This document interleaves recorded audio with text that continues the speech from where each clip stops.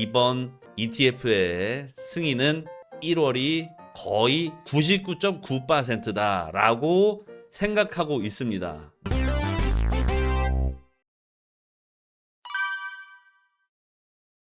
블룸버그 통신은 아시다시피 미국의 미디어를 주름잡고 있는 하나의 채널 그룹이다, 이렇게 설명을 할 수가 있는데요. 이 블룸버그가 대체 뭘 믿고 10월 11월 내내 계속 블룸버그 통신을 채널을 틀기만 하면은 현물 ETF에 관해서 지속적으로 언급을 했습니다.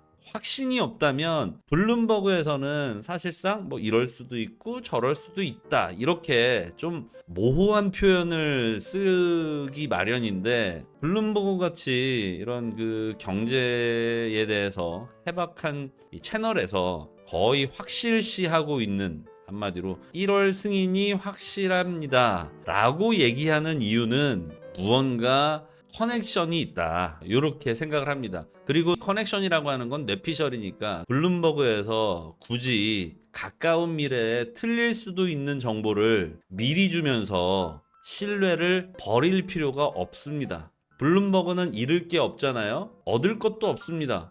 왜 블룸버그에서 1월이라는 시기를 특정해서 우리에게 지속적으로 알리고 있는 걸까요? 저는 블룸버그에서 사전에 얻은 확실한 정보가 있다라고 생각을 합니다. 두 번째 이유로는요, 최근 들어서 중앙은행 참여를 독려하고 있다고 합니다. 현금 청산을 위한 중앙은행 참여가 오히려 독려되고 있다. 이것도 근거를 보셔야겠죠. 자, 보시게 되면 블랙록에서 이제 비트코인 ETF에 대한 뭐 펀드를 팔면 나중에 투자자가 청산을 원하면 청산을 해줘야 되는 거잖아요. 한마디로 나 이제 오늘부터 투자 그만할래, 내 투자금 돌려줘, 이렇게 얘기했을 때 기존 SEC의 입장은요, 아니 뭐 시세도 변동성이 크고 이게 시세를 누가 보장하는 것도 아닌데 니들 여태까지 계속 투자자가 청산을 원하면 현금으로 청산을 해왔잖아. 근데 왜 비트코인 ETF만 비트코인으로 청산한다고 하는 거야? 이렇게 해서 발목을 계속 잡아왔습니다. 그런데 블랙록에서 한 발 굽혔어요.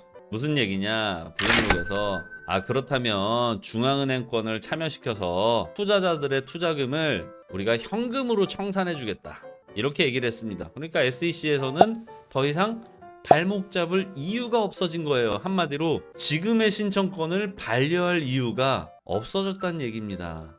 승인이라고 하는 절차는요, 요건을 갖추면 승인이 시작되는 거예요. 근데 요건을 기존에는 충족하지 못했기 때문에 이러저러한 이유로 차일피일 미뤄왔다면 이제 더 이상 미룰 근거가 없어진 겁니다. 그리고 미국 입장에서 지금 금리를 안 내리는 이유가 뭘까요? 바로 유동성의 흡수잖아. 유동성을 흡수시켜서 인플레이션을 잡고자 함인데, 전통은행에서 참여를 하게 된다면 시중의 유동성을 전통은행으로 일단 흡수시킨 뒤에 블랙록으로 이렇게 순환이 되게 됩니다. 따라서 전통은행에 항상 지급준비금이 마련이 되어 있어야 하고, 이 전통은행, 중앙은행에서는 일부의 유동성을 계속 지급준비금으로 갖고 있게 될 겁니다. 한마디로 중앙은행이 참여하게 된 그 근거가 바로 현금 청산을 위함인데, 현금이 우리 은행에 계속 지급준비금으로 준비돼 있어. 그러면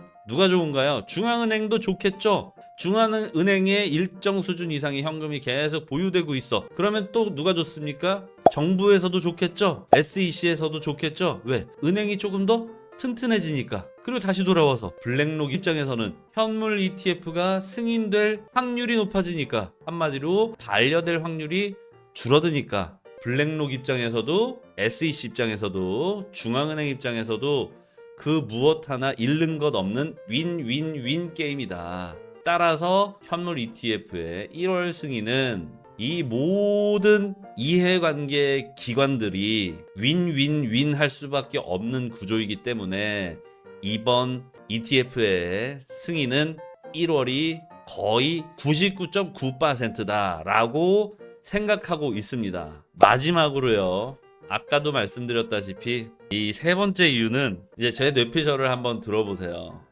일단 전제는 반감기 이전에 승인할 것이다. 왜 이렇게 생각하느냐 이제 궁금해 하셔야겠죠. 반감기 이전에 승인해야 될 이유가 뭔데? 제가 SEC 또는 미국 정부는 아니지만 또 제가 뭐 고위 관료를 지낸 적도 없고 또 저는 공무원 생활을 해본 적도 없습니다. 그런데 제가 국가를 운영하는 사람 입장에서 이번 현물 ETF를 한번 제가 골똘히 생각을 해봤어요. 자, 내가 현물 ETF를 승인한다고 했을 때 비트코인이 반감기를 지나서 이미 뭐 7천만 원, 8천만 원, 1억 이렇게 오른 다음에 내가 현물 ETF 승인을 해주면 나중에라도 비트코인이 내가 승인한 시점보다 즉 반감기를 지나게 되면 비트코인은 폭등이 시작됩니다. 한마디로 폭등이 이미 시작되고 나서 내가 승인을 해준다면 승인 시기가 뭐 예를 들어서 1억이라고 치겠습니다. 내가 1억에 승인을 해줬는데 나중에 비트코인의 변동성으로 인해서 뭐 2026년쯤 혹은 2027년쯤 내가 승인한 시기보다 더 낮은 시세를 기록하게 된다면 공무원들 뭘 제일 싫어합니까? 책임을 지는 겁니다. 우리 일선에 계신 공무원 분들은 민원을 싫어할 것이고 두 번째로는 어떤 정책에 대해서 내 책임 소재가 가려지는 거 이게 제일 피하고 싶은 상황일 거라 이거예요. 자, 그렇다면 반대로 보겠습니다. 그렇지 않으려면 어떻게 해야 되지? 나한테 어느 누구라도 추궁할 수 없으려면 어떻게 해야 되지? 라는 걸 이제 반대로 한번 생각해 보니까 여태까지 비트코인은요 신기하게도 반감기 이전의 저점을 다시 반복해서 돌아왔던 적이 없어요. 무슨 얘기냐? 내가 현물 ETF 승인을 최소한 반감기 이전에 했다면 또는 반감기 이전에 해준다면 내가 현물 ETF 승인함으로 인해서 피해보는 기업 또는 피해보는 투자자가 없을 것으로 추정할 수 있다는 결론입니다.